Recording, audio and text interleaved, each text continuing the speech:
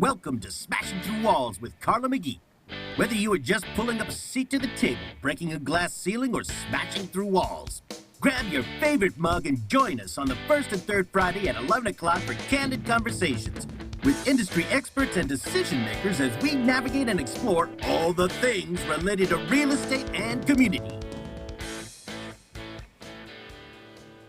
Hey everybody, happy Friday. Welcome to Smashing Through Walls, where we don't just want to break the glass ceiling, we want to smash through the walls. I'm super excited today because I am an East Valley girl. I love all my beautiful views. I can see the superstitions from my mailbox and Red Mountain from my house. So the fact that I have two fellas here from Apache Junction makes me really excited because I can't wait to hear what's going on. So guys, why don't you introduce yourselves?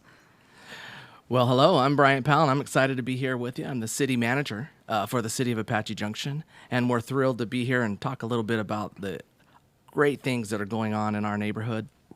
Been part of the Apache Junction community now 21 years. Since you were like 5. Since I was 5, yeah. Just something like that. And, we've been there and started out as currently positioned as a city manager, but prior to that, assistant. And in my role now, I work closely with the mayor and city council in establishing their goals and objectives about what the future brings. Cool. And I hope we get to talk a lot about that today. Yeah. And my name is Rudy Esquivias, and I am the Development Services Director for the City of Apache Junction. I have been in Apache Junction, an employee of the City of Apache Junction for 33 years. As of last June, started there fresh out of school, graduated from ASU, started as an entry-level planner, and worked my way up, and now I'm the director. I've seen a lot of growth in Apache Junction, seen a lot of change in Apache Junction. It's an exciting, dynamic place. Have seen the city not only grow in terms of population, but also in terms of land area. We've processed many annexations in my time with the city, and we continue to grow. We continue to bring in new people, and demographics are changing, and the landscape is changing. Apache Junction is beautiful. We have the Superstition Mountains, which are our pride and joy, and it's just a really fun place to work. Well, I mean, how could they not be your pride and joy? Right. I mean, if you've spent any time anywhere in the East Valley, that is immediately where your eye is drawn to, right? Because they're stunning. Absolutely. I know there's a couple clients I've had where they're like, hey, we want to live in Scottsdale or we want to live in Mesa. I get that a lot. And I'm like, I just want to show you a couple areas a little bit further east because I'm getting the vibe, or they're telling me like, man, we just want that Arizona living and lifestyle. And I was like, I know those are popular, but I know where you really want to be. So certainly it starts to open up, right, Rudy? So you get a little bit further east, get past Signal Butte, and all of a sudden, like, the freeway's gone, and you feel like, oh, wow, little breathing room. I didn't know all this was out here. And then you're like, wow, right. There it is. No, it really is. People are always surprised. They are legitimately surprised that it's that gorgeous out there. And so how are you getting the secret out? Should we keep letting this cat out of the bag? Well, for part of me, I'm kind of like, shh, don't tell them. But yeah, because it does present some items and issues. But, the Superstition Mountains right there after Grand Canyon and maybe Sedona, right, Rudy? We always talk about that. We're like, wow, we've got most awesome place, and Lost Dutchman State Park, and we are working hard to help people understand the kind of items that people maybe not know about us, as we're closer than folks think we are. We're 31 miles from Sky Harbor Airport, 18 miles from Phoenix Mesa Gateway Airport. I always joke with my friend Chris Brady over at the city manager at City of Mesa that I can make it to his airport, Phoenix Mesa Gateway Airport, quicker than he can. It's true. It's about, just as close. Well, and especially now that they've started and are opening more parts of Highway 24. Mm-hmm. So talk about that, because I know that has made Queen Creek explode. So what do you think that's going to do for AJ?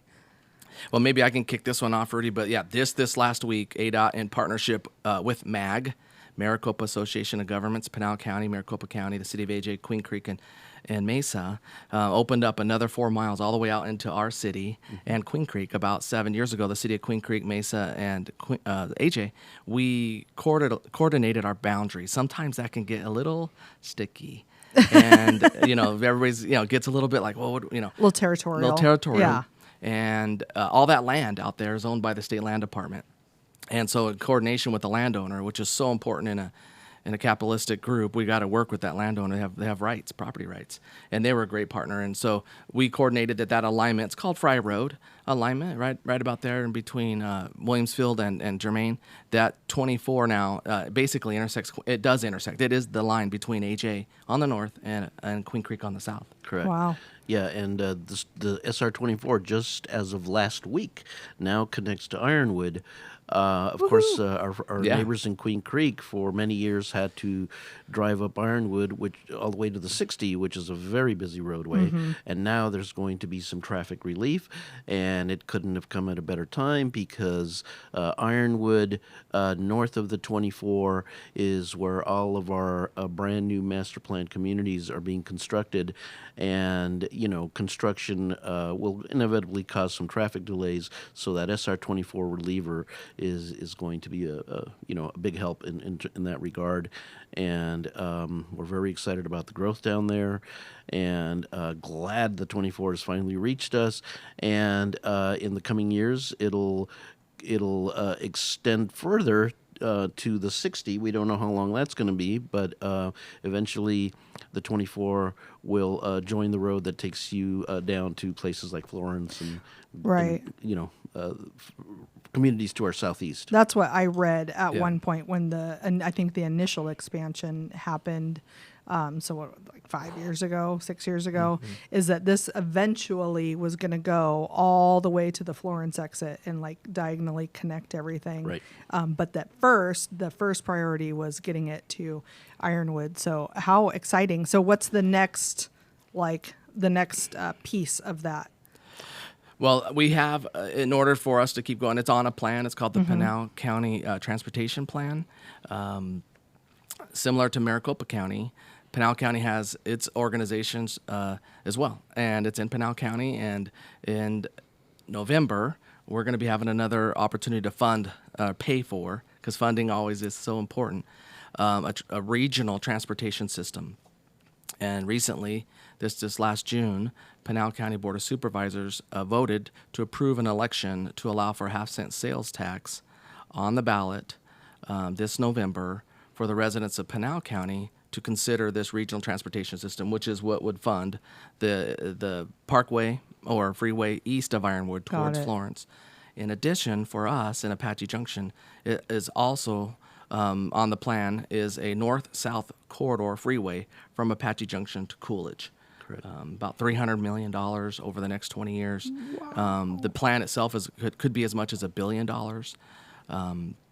I like to say, so I'm an Arizona native, grew up in Safford. Rudy grew up in Nogales. We've watched our whole lives, kind of this connection between Phoenix, Tucson, and the ability for Maricopa County to have the 101, the 202, the 303.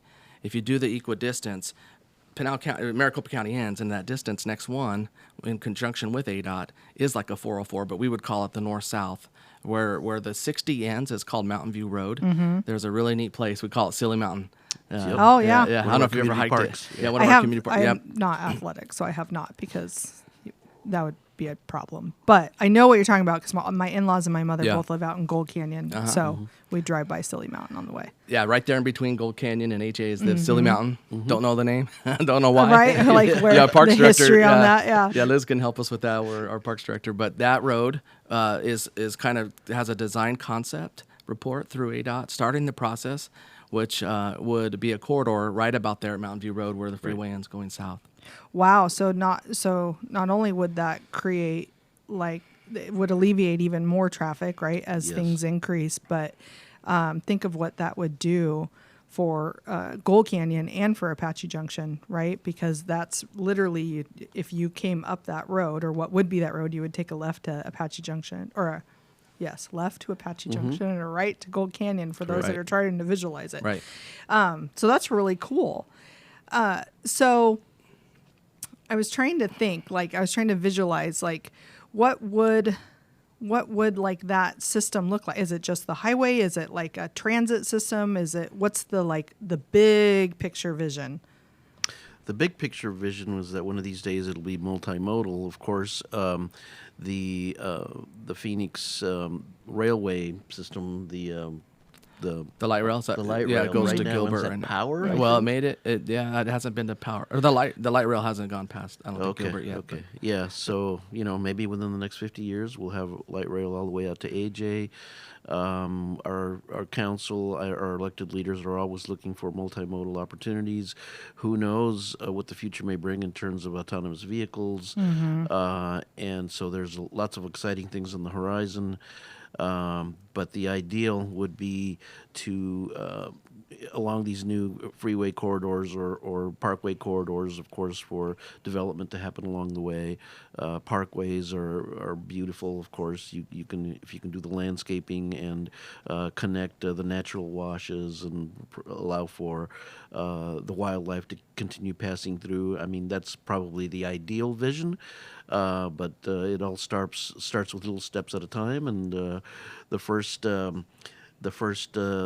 step is, of course, design and figuring out exactly where the corridors, where the alignments are going to be, getting the environmental studies done, and picking a final route, moving on from there, getting the funding.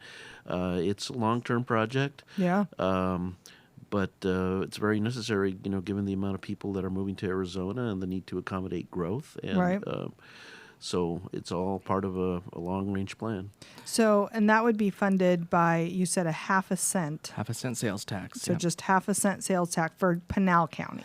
Any transaction that is retail sales tax, or we call it TPT, a transaction privilege tax, would have an additional half cent sales on it, and that would generate, it's I think 20 years, a significant revenue stream. And so the county and what's called Central Arizona Association of Governments, the Pinal Regional Transportation Authority, could bond against that and get some upfront revenue, and then go out and build these facilities. Right, and get started. So for those that don't know, or for those that are listening in and they're trying to visualize what Pinal County looks like, Yeah. what are some of the, obviously Apache Junction, but Right. what else for them?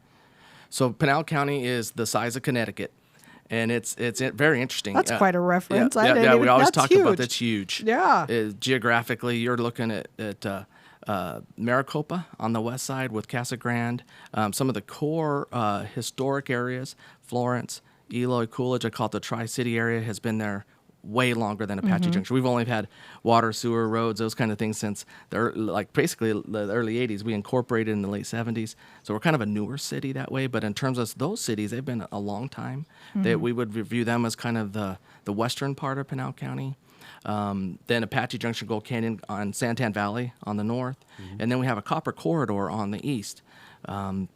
Superior, Kearney, Hayden, Winkleman, another beautiful part of the state and our county. Oh, yeah. So it's huge. It's a real, and so they have on the plan as well for the half cent sales tax, roads of regional significance that would help support their economies, help support their people.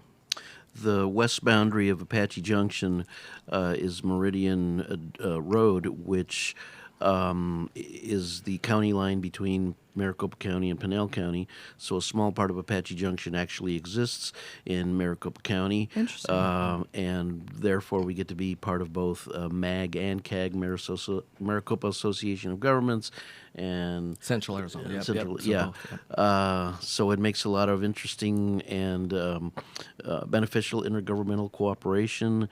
And, Apache Junction, Pinal County is not a square by any means, but Apache Junction is up on the north end. And because of where we're situated, there's a lot of opportunity for intergovernmental interaction.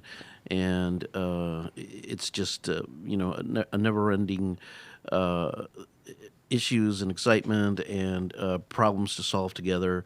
And projects to work on together, and it's a very uniquely situated place. Sure is. We work very closely with Mesa. So much of our commute shed. We basically are right where Mesa's at, and there's a little bit of some unincorporated areas in Maricopa County that are called Apache Junction, kind of like Crisman and that area east of there. Yeah. But Mesa does border us, and so with the new growth that's on Meridian Road, we have to correlate and coordinate with Mesa and their engineering group, their public works, to keep Elliott Road, Warner, Ray, just keep going so that we can keep that growth going in a proper and appropriate way, so that we can show our unique stamp of the way we're going to do growth out in Apache Junction.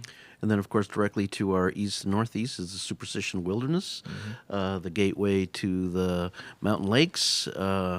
And we get a lot of visitors coming through the area because of those recreational opportunities, and we enjoy being the gateway to those types of places as well. Yeah. You know, it's incredible, the Superstition Mountains in the wilderness area and what it brings, and that's a national forest. It is. Yeah. It's downtown, Yeah. so it has the highest level of a wilderness area of conservation. We have talked about in the area with our leadership at the county level and with our mayor that potentially we could do more with that, and the state park with trying to bring more tourism out, more folks out, maybe even designate it as not a national park, but maybe a national monument where folks could see, hey, this is when I get to Mesa Gateway Airport and I want to go see where we go, and they see this monument, hey, let's go out and interact, not just view it, but interact and go on trails and biking and other things. You know, Horseback riding. we got out there. Yeah. Of course, the Western tourist attraction features and the boating and recreational opportunities at the lakes and picnicking and camping. Oh, so much. Yeah, because so many folks here know. AJ. Yeah, they all know about Saguaro, but not as much maybe Canyon Lake, Right. Which is ours. Yeah. Yeah. And I worry because I'm like, I'm telling you, Right. 'Cause It's a getting catch-22, yeah, right? Right. Well, and I've been on like bow steamboats, and I love the Always. tours. It's one of my favorite things to do, to take like out of town guests, because they are always amazed that this sits in our state, that they just think of us as the wild, wild west, and we all live in the middle of the dirt, and we all have a horse in our backyard and a 6-shooter on our hip, and Right. you know, they don't realize that we're actually like we have major cities, but yet we also have a lot of beauty. And so I was paddleboarding this last weekend, and I always get like questions on my social media like, where are you? Are you on vacation? I'm like, no, I'm in my backyard. Like, Yeah. it's really amazing. So it's a secret, but at the same time, it's like I just want to share because I want people to understand how really spectacular it is here. Absolutely, share away. Yeah. So to share with people, it sounds like y'all are going to build a lot of houses here real soon, which is great because we have, I think it's projected something like a 50,000 housing shortage. And so it sounds like you are going to help attribute to alleviating some of that, maybe some affordable housing. Can you guys talk about what's coming on the horizon there? We've got a lot going on right now in terms of residential development. The master plan community areas, which are basically being developed by D.R. Horton and Brookfield, will provide approximately 11,000 new residential units in a roughly 4 square mile area. And that's just to our south of our, mostly developed part of the city. And then within the city itself, what we call infill development, we have approximately 2,500 residential units being planned in various stages of development within the historic, more traditional part of the city. We also have, very excited about some commercial development that's finally come into Apache Junction. The residential will consist of several types of housing opportunities, from your medium density sized lots, and by that I mean maybe 6,000, 7,000 square foot lots, typical tract home neighborhoods, and smaller lots and townhomes and apartments and courtyard homes, and just a diversity for different income levels. It's not all higher end. There will be all types of housing for all types of people. It's going to change our demographic. It's going to change our who shops there. It's going to bring in restaurants. It's going to bring in other commercial opportunities, and that is projected to all occur here, hopefully within the next 10 years. Yeah. Knock on wood, the economy stays good. That is the plan, and then in addition to that, beyond that, there are about close to 4,000 additional acres of state land that we annexed, which have yet to be planned. So, or there's very preliminary plans, I guess, is And Rudy, better maybe way. talk about the zoning that's already there that's really flexible and we could work with potential buyers. Not too long ago, it's been less than a year, we annexed 6,600 acres of state trust land, basically all of the land to our south, and by that I mean south of Baseline, east of Meridian, is all state trust land. There's about 275 square miles of state trust land to our south and southeast, and some of that land is already within the city limits of Apache Junction. We annexed another 6,600 acres. The state land department sold about 2,800 acres of that to D.R. Horton. D.R. Horton partnered with Brookfield. The entire land that was annexed is zoned master plan community. It is designated by our general plan as master plan community. So basically, what that means, it's a mechanism which makes it easier on developers to develop their property. They don't have to go through individual rezonings for every project. The master plan community means that it is planned and developed on a large scale.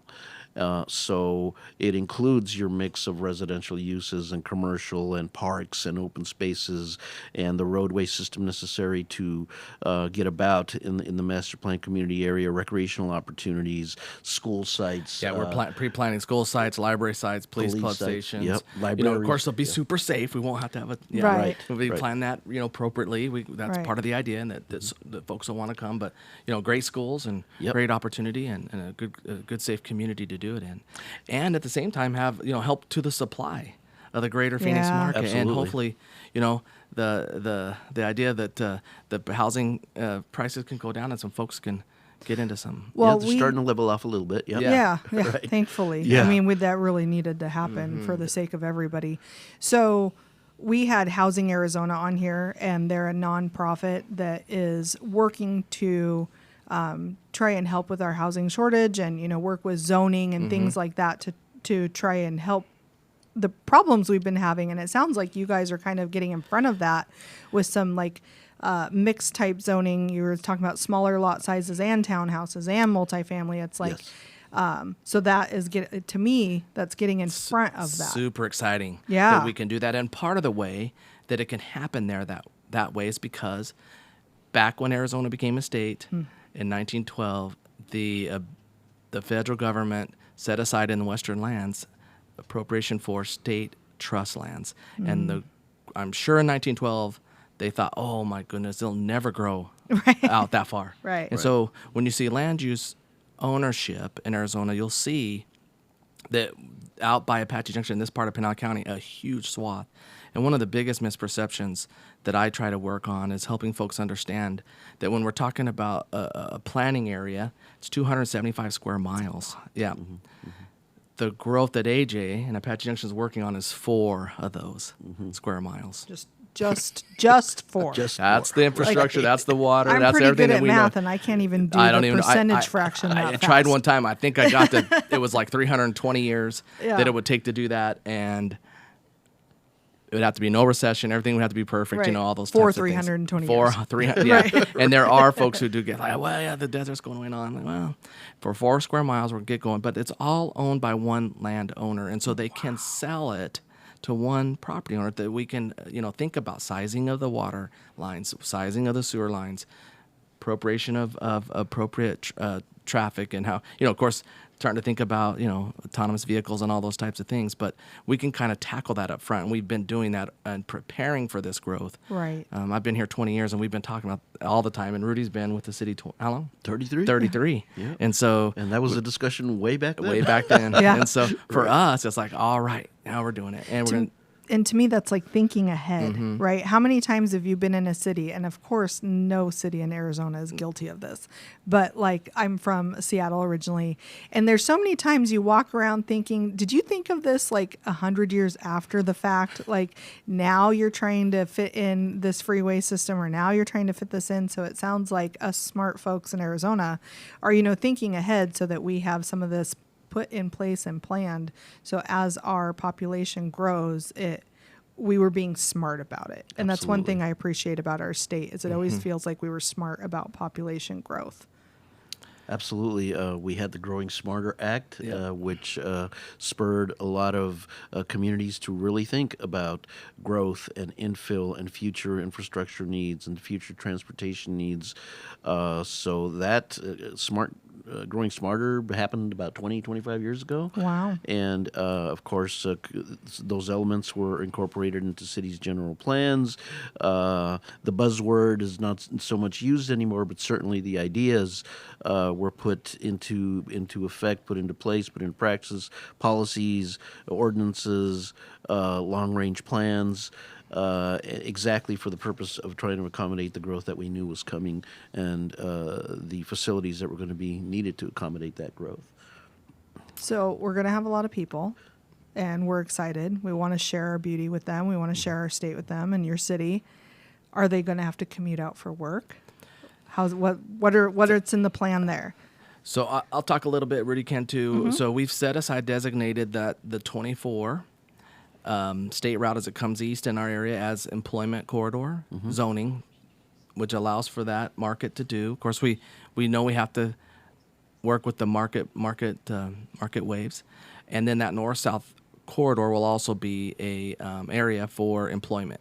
So I like to look at it. There's two areas in the metro area of folks that are listening are from Phoenix that I like to kind of describe that it'll be like is like the 303 where Surprise is at. There's just a bunch of like employers. That's how they're doing Right. it. They're setting aside so there could be cross commute. So folks that are inside the city can go out to work in that area of the community. For us in the East Valley, if you've ever driven towards the 202 and got off into Phoenix Mesa Gateway Airport, you'll see just a bunch of employers going up with tilt-up concrete everywhere, and those are all industrial, high-tech, manufacturing mostly. And so we would be doing the same. We're in that type of place where we can starting the zone, and we're working very closely with our regional partners, Queen Creek to the south, and then Mesa to the west, and also our groups that are public-private groups. One that we work closely on that we're a part of is the East Valley Partnership, a long-standing group that helps bring in and connects the importance of education, talented workforce. If you can't have a talented workforce, the employers aren't going to come. And so they work very closely with industry leaders to help us with that too. Sounds like maybe a branch of ASU could be in our future. Well, we have Poly, and Poly's over at right there. But certainly we have our own community college, Central Arizona College. Oh, Yep. okay. Is in our CAC. city right Yep. downtown. Yeah. Well, and and Mesa just opened up their branch of ASU, which is all the it's technical, but it's what am I trying to say? Like communications and maybe like a STEM or no, maybe. I don't I'm know. trying to Never from remember Mesa.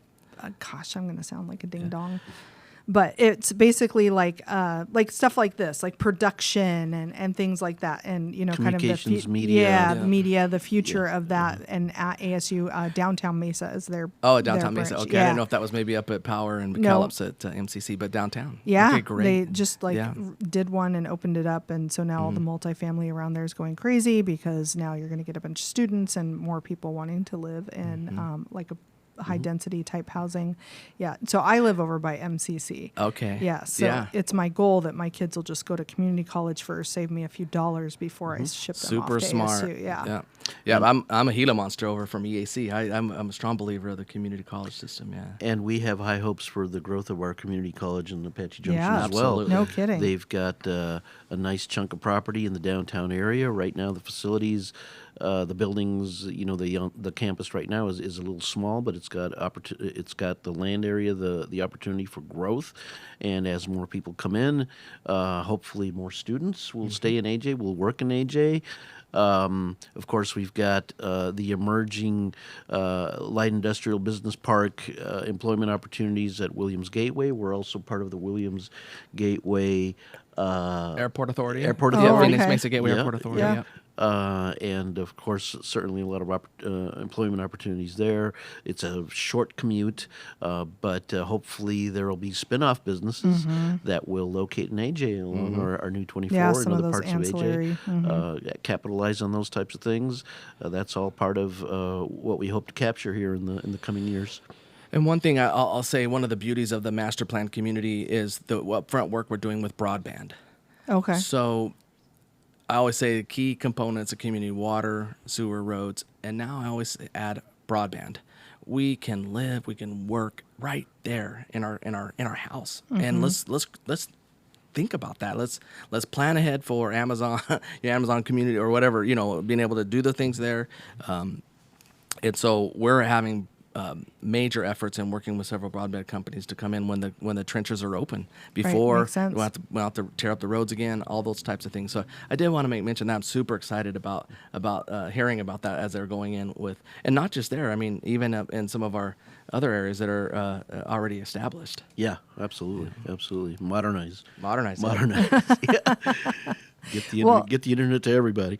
And as you talk about the 24 being like an employment corridor and a tech corridor, kind of like what's already happening in Mesa in that part of it. So it's just a natural extension, right? Yes. So growing up in Seattle, a lot of our community colleges had all kinds of aerospace programs because we feed into Boeing, Sure. right? And so to me, it makes sense if we're bringing in manufacturing, we're bringing in technology, why wouldn't we work with those companies to put trade programs into place at our community colleges to train people to work near where they live? Absolutely. Recently, Pinal County, Queen Creek. So Queen Creek is like us. They have a major portion of their city in Maricopa County, and now they have a little bit in Pinal. And we are mostly Pinal with some in Maricopa. On the Pinal side of their city, they had recently announced that LG was coming to Yeah. do some high tech. And as part of that intergovernmental agreement with the county to get that established in the town, they entered into an agreement with CAC, Rudy. Yeah. And as part of that, they were somewhere at CAC system, they were going to be building a training, kind of you're talking about Seattle, a place, and they selected AJ to do it up at our campus to be a place where we would train, CAC would train the folks that would need to go down and be the future employees. Yes. And we are super excited Very about that That's excited project. about really that. cool. Yep.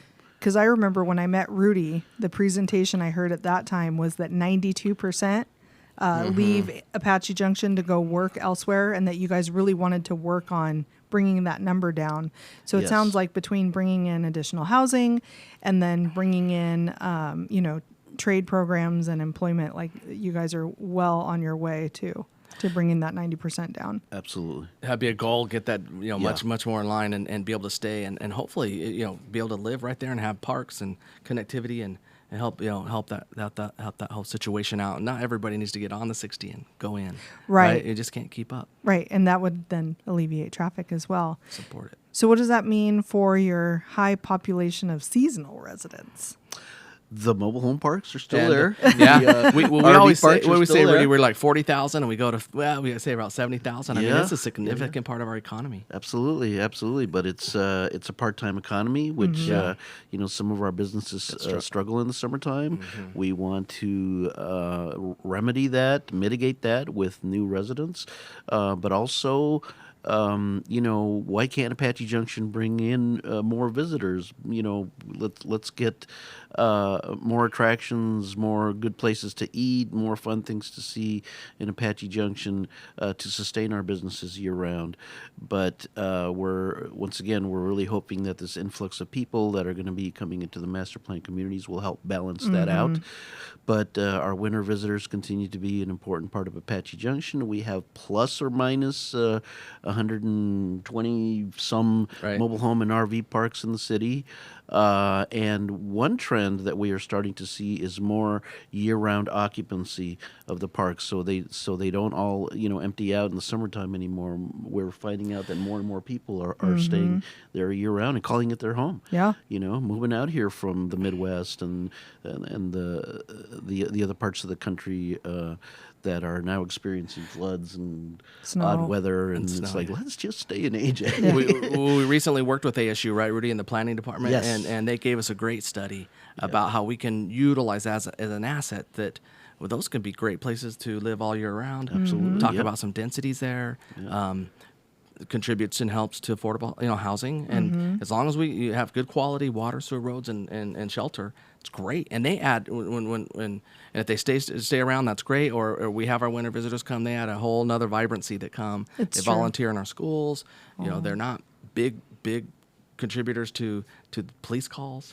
Right. They're great. They actually support us. They're around. They're on top of things. Yeah. They'll come to our libraries. They'll come to our animal control or paws and claws, and just it's nice. And It's they a nice- volunteer in the they community. volunteer. Yeah, they're Yeah. volunteering And really trying to immerse themselves in the community when they are here. Yes. But as But a they- business yeah. owner, right, Right. that feast or famine. Yeah, that's brutal. We just we're out, and when we go out, everybody's hiring out there, and I could only imagine if you're a business owner out there, you have in your mind and forethought, well, May's coming around again. Right. How do we work that? And so it's kind of a Yeah. so we're doing our best to kind of help bring that other leg of the stool to kind of stabilize that. Growing up in the Northwest, we had snowbird friends or their grandparents or whatever, and we were always taught from Thanksgiving to tax season that's how you kind of thought of it. Yeah. that's how the residency happened. So when you say May, it's like tax season's in the middle of April. They gotta get home and file and but now it's electronic, so maybe maybe it help. Yeah, we can still use that time frame though. For us, the end of the season is typically the end of spring training. Spring training. Oh, A yeah. lot of folks stick around for. Of course, the Cubs are in Mesa, Right, and they're in Mesa. so many other professional baseball teams that do spring training here, and many of our winter residents are here for that.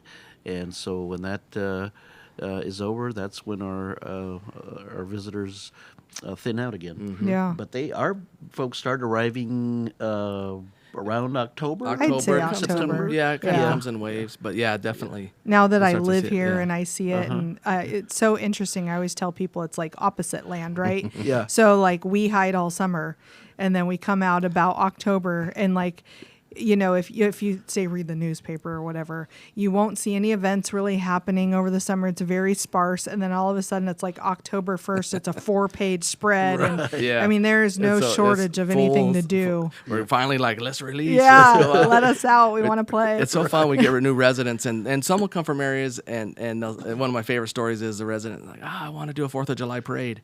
And I said, okay. And so working with them, I was like, well, have you experienced Apache Junction at 10 a.m. on July 4th? No. I said, okay, let's do it. I'll come with you. We'll stand out for a half hour, see if you want it. And then we never got to that because Yeah. we're just kind of laughing about it. And we said, well, this is what we do. We do a late night fireworks show at 9:00. No. Yeah. We're, Right. And it's a Even super then, awesome. It's a little quick thing. Yeah. Watermelon, a few things, and that's A lot of people show up. and a lot of people it show come up. out of high Because school. they so still it's so live awesome. here. They still Oh, want to yeah. do stuff. Yeah. Oh, I yes, get it. I absolutely. always leave for the 4th of July. I'm like, I'm out of here. I can't take it. Yeah, But- but that's one of our events we do. We're gonna always- Right. That's when I first moved here in '96, my friends would we didn't text and stuff back then, so they Yeah. would call on the house Imagine phone. that. Right? The good old days. right? Or Actually write a talk. letter, and ask how it was here, and they're like, "Well, I heard it's a dry heat. I heard it's a dry heat," and I'm like, "Yeah, warm up your oven Yeah. to 120 degrees and stick your head in it and tell me how dry you think it feels." Yeah. And that's what living in Arizona is like in the summer. So people come and visit over the spring and they see how beautiful it is, and they're like, I could totally live there. And I'm like, Yeah, come. everybody can. Yeah. You have to, we earn it. We earn Let's it. put it Yeah, that way. that's a good way to put it. By putting up with our summers. So that said, and like talking about some of the, what you guys have going on, what plans do you guys have for like hospitality, like any hotels or anything to try and attract people to our beautiful landscape or to your city? Go ahead, Rudy. For some reason, we have not seen a whole lot of activity from the hospitality sector. We do have a few motels in Apache Junction, and I don't know if it's because we have so much of our temporary housing in the form of manufactured home parks and recreational vehicle parks that type of client is absorbed in those areas. It is certainly something that we have constant discussions about. Particularly, we have a couple of large events every year: the Lost Dutchman Marathon, the rodeo days, the rodeo events, and people do ask about hotel space, but for some reason, has that part of the market hasn't quite clicked for us yet. But we're hoping to mitigate that as well. Yeah, you got to have a market that's there, and so we've zoned in the downtown. Yes. Some higher densities that would put us in the market eventually for that, and we're hoping we've done a hotel motel study, and we're getting there in terms of market. But we compete, and the reality is we're right next to some really awesome cities in East Valley, and they also are, from a geographic standpoint, across the border, and so we see some of those go up close by, and like, we'll move Mountain Earth to try to get something like that in our downtown. I wonder if maybe more focus on like what I would consider a small business owner, like short-term rental owners, things like that. I know you guys don't have like a ton of HOAs like we do in other parts of the valley, and so there's not as many restrictions. So maybe like, I don't know, just making it very short-term rental friendly, because then you would get your seasonal renters and your week type renters as well. They're really good at marketing their properties and marketing the cities that they're in. There's a really big weekend coming up in the Valley in February, Phoenix Open and the Super Bowl on the same day. Yep. And this will be an opportunity to see if we get some demand in the area of short-term rentals. Right. I know in the Gold Canyon area there's some, and you can kind of look on the websites and see how that is. We could watch that. Yeah. We don't have any restrictions. Yeah, we don't have restrictions. Yeah. So come on over. Yeah, we're pretty open. Come about that, stay in AJ. Are you guys excited about the Open and the Super Bowl? Oh, I'm excited that the absolutely, Super Bowl's here. Can't wait. Yeah. It's so exciting. I don't have tickets, so if anybody's listening and wants to donate tickets to Cardinals to in the Super Bowl, you heard it here. That's There you go, right. Rudy. Yeah. Well, I do have some Cardinal tickets already, but There you go. those are a little bit easier to obtain get. than say Super Bowl tickets. Have they even sold yet? Do we even know? I haven't seen any out. Yeah, I've just been paying attention to like what short-term rental prices are. There's a lot of the owners that haven't even opened up their properties for rent on like VRBO and Airbnb and stuff like that, because they're still trying to kind of drive the demand and then therefore the price up. I'm like, I'll rent my house out. Yeah. I mean, I have right. no issues with Right. doing that. So tell me more about like other attractions you guys want to see coming to Apache Junction. I know you kind of mentioned like you're excited that some restaurants will start coming. Is there anybody coming that we know of right now, or anybody you want to talk to and tell them like you're welcome to come? So we have Goldfield Ghost Town. Yes, that's out in that area. that's fun. It's a huge attraction. Across the street is Lost Dutchman State Park. They've done some great amenities for camping and solar overnight cabins. Cool. That's super cool, super neat. You feel like you're in a whole different place when you're there. We have Barlean's. Great Country music. I've never. theater. What's No? Bar? Like I've been to Goldfield, which by the way, if you're listening and you haven't been there, it's a lot of fun. You can mine for gold. There's zip lining. There's like your Wild Wild West shows. It's really a good time. But you said Barlean's? Go ahead, Rudy. Barlean's is a country music dinner theater experience. They've been in the community for a very long time. Our winter visitors love Barlean's, and it brings in a lot of people from out of town as well. They literally bus people in to see the dinner shows, and very highly thought of in the community. Been popular for so many years. It's a great attraction to AJ. We would love to see more of that. We would love to see, as far as what types of businesses we would like to attract, being that we are the gateway to hiking, camping, boating opportunities. We would love for businesses that cater to those types of activities to locate in Apache Junction. We already mentioned hotels and motels, certainly more sit-down restaurants. We've probably got all the fast food places now. We've got some wonderful locally owned restaurants in town, maybe some of the chain restaurants, a good steakhouse, and we've got a couple, but we'd love to attract more of those types of businesses, as well as employers, office, and we have quite a few. Many may not know we have it's a medical area, but we have Bluebell as a regional distributor. It's a favorite thing, ice cream. Yeah. And I think we have one of the best Harley. You do. Superstition Yes. Harley Yes. is just, and every once in a while I like to just go there and walk around. It's just incredible. Right. And that kind of goes to that outdoor kind of place. And then of course we got a Fry's Marketplace now, which is wonderful. And That's they've got, newer, wouldn't you say? Yes. Yes. And that's a really nice Fry's Marketplace. Oh, yes, it is. Yeah. Yes, it is. Yes. Yeah, they've got a deli, they've got sushi, they've got a little beer and wine bar in there. They sell clothes.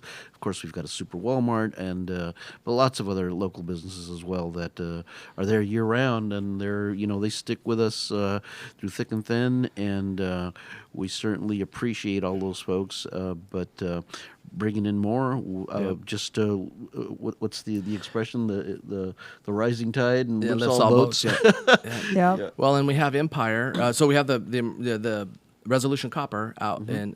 What's Resolution Resolution Copper? Copper is a huge mining company that's working through the federal system to just in Superior, and they've been working now how many years, Rudy? 20 years to get at least the land for that and work through that. But that could be in economics one of the 5 C's. Yep. And Empire Machinery is on Country Club, but they have a huge place out in AJ where they can lift off in the industrial part of that, and a huge rental place. It's a really neat employer for our community. Yeah, and if you haven't been to Superior, the drive from, say, East Mesa through Apache Junction through Gold Canyon to Superior is gorgeous. It's beautiful. It's really just stunning. And Superior has some really great little restaurants and stuff Absolutely. also. Yeah, absolutely. A couple antiquing stores. Apache Junction has some of my favorite antiquing stores, just to let you guys know. Like I said, I'm in East Mesa, so I'm over there, You're there. Yeah. all the time. That's one of my favorite places to go shopping. So what else would be like some misconceptions, like you can actually go shopping and enjoy the outdoors. We're not all storage units. And, Right. I think those are some major things that we're working through. I think some folks get to kind of Far East Mesa and think, oh, keep going, because there's some really neat things out there. And I really do, like to remind everyone that we're not that far out. No. That it's, like I said, only 31 miles east of Sky Harbor and 16 right there next to Phoenix Mesa Gateway. And we have access now through the 24 and the 60. So and next time they go to the Renaissance Festival, like wave high to Apache Junction. Way high. Yep.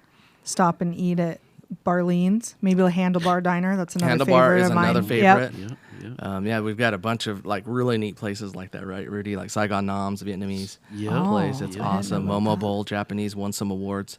You just made my stomach growl. Yeah. Rudy and I kind of get making my date night list. A couple of Greek food type places. Yeah, we have one that just opened up. Where's that at? It's on Apache Trail, just east of Ironwood. It's called Mix Cafe. Mix Two, Cafe. or Yeah, Mix yeah. Two? They have like one 5 in of them Mesa. around. That's right. Yeah, and they just opened another one right there in town. Right there in town. Good for them. They sound like they're getting in front of everything. They see what's going on. Exactly. And those gentlemen, we've had several discussions with them. They want to do more projects in town, including a multifamily development. Right there, that we're in preliminary talks about, and we're excited about that. More infill in the downtown area. Hopefully, will spur more businesses, attract more businesses. Well, their partner restaurant is Chicago's #1 gyro that's been with us for a long time off Ironwood and just right around. That's actually a different owner, but that's the other Mediterranean food restaurant in town. But the brothers who opened up Mix 2 own Mickey D's. Mickey D's really? right next door. Oh, that's funny. Which is across the street from McDonald's. Yeah. So don't get those two. Wait, Mickey D's so I is wanna make not sure McDonald's? That's no, right. It's not McDonald's. No. Oh my gosh! It's But a- is it still hamburgers and? Well, breakfast? they do hamburgers. Yeah, Yeah. I go there for breakfast all the time. It's a breakfast place, and then Yeah. it's packed in the winter. Really? Yeah, what Why? people So I outside- should hurry up and get in there. Now's the month or two. Yeah, next month, then it gets a little busy. But they do a great breakfast and lunch, and then close for dinner. But they're the same owners, right? That Mickey D's has been in the community for a long yeah, time. They yeah. used to be located when I first got to Apache Junction. They were located at the old Grand Hotel site, and they moved around to a couple of spots in Apache Junction. But now they've seemed to have settled in over there off of Ironwood and Apache Trail. And they continue to be another long supporting business of the community, and we're glad to see them under new ownership and expanding and bringing in additional ideas and just adding to the excitement. Absolutely. No kidding. Yeah. Wow, you Yeah. guys really do have a lot going on. You must be super busy over Oh, there we are. at the city of Apache Junction. Yeah, it's incredible, and we have our our great library system. We have our own.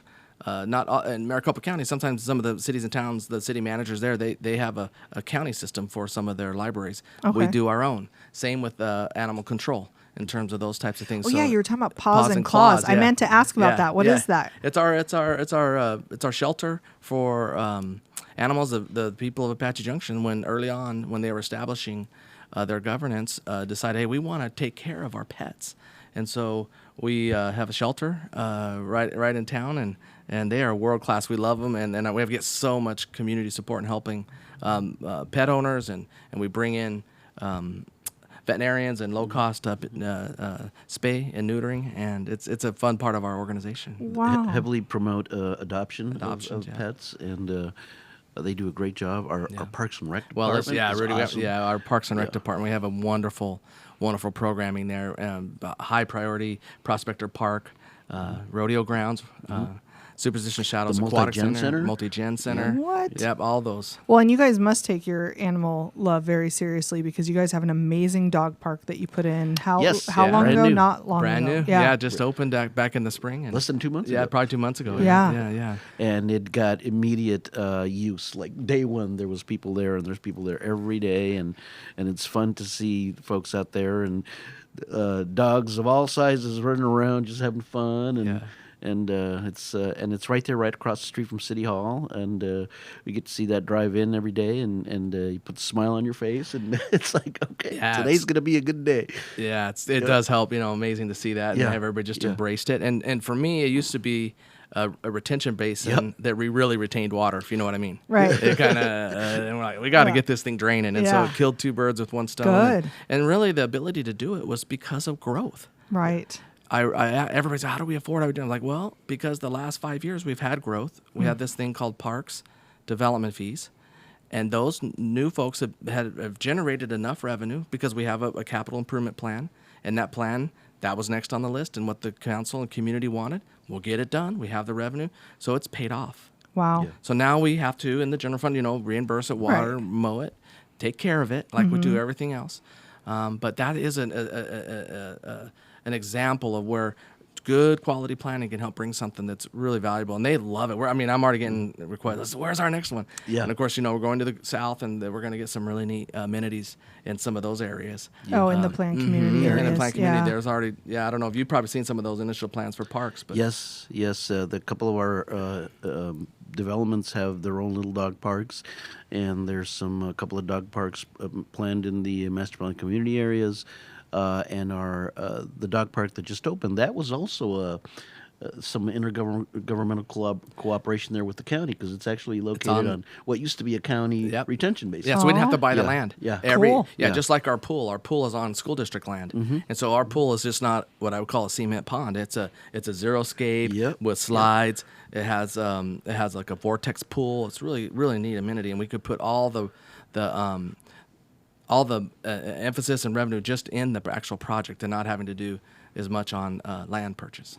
Yep. That is really cool. So it sounds like if you are if you're living in, one of our bigger cities and you're kind of missing that small town feel of where you came from, or that sense of community, that moving to Apache Junction is definitely going to give you that what you're looking for with what you guys are doing with the city. So that is amazing. Tell people how they can find out information, how they can, look into all the awesome things that we've been talking about. So we would encourage everyone to follow us on social. Mm-hmm. Okay. And so each of our major component units, the departments, police, fire, library, they all have a Facebook page. Just type in City of Apache Junction, Parks and Recreation, or Parks and Recreation Police Department. You can follow us on all of those avenues. In addition, we encourage everyone to also get familiar with our website, a wonderful website that gives tons of information. And also, I would encourage everyone to look up our Apache Junction or Superstition Mountain Chamber of Commerce. Mm-hmm. They are a big part of the community and actually predate the city. And they are always promoting the events that are going on. We have a world-class marathon. Mm-hmm. We have the Lost Dutchman Days. We actually still have a beautiful, wonderful, we have two huge we have a Veterans Day parade that's just wonderful on November 11th every year. And, of course, that's a beautiful time when we're all excited to get out. And those we have two strong vets organizations, and they really do support. In fact, we're just talking about getting a sign for our Veterans Memorial Park, and the support they give us is just tremendous as well. And so we encourage folks just to look us up on online, and we push out all kinds of information that way, and hope that others can follow that way. Yep. As well as they'll have this podcast. Yeah, that's right. Another way we'll push it. Yep. Thank you so much, you guys, for coming. It was such a joy to talk to you and hear more about a city that I know I personally enjoy and live next door to. So I'm so glad we were able to get the information out to people. Thank you for Thanks coming. for having us. Thank you so much for having us. Yeah, I appreciate it. You've been listening to Smashing Through Walls, a place for robust conversations about the building and blocks of Arizona commercial and real estate investments. Host Carla McGee is a commercial real estate broker with MHG Commercial, powered by My Home Group. The opinions expressed here are not necessarily the opinions of My Home Group and do not constitute any offer or advertisement of business or services. The real estate market is cyclical, and listeners assume all responsibility should any return on investment, tax consequences, credit effects, or financing terms not meet their expectations. Guests may not be qualified to provide financial, legal, or tax advice regarding a real estate transaction. Listeners are advised to obtain professional tax and legal advice and counsel.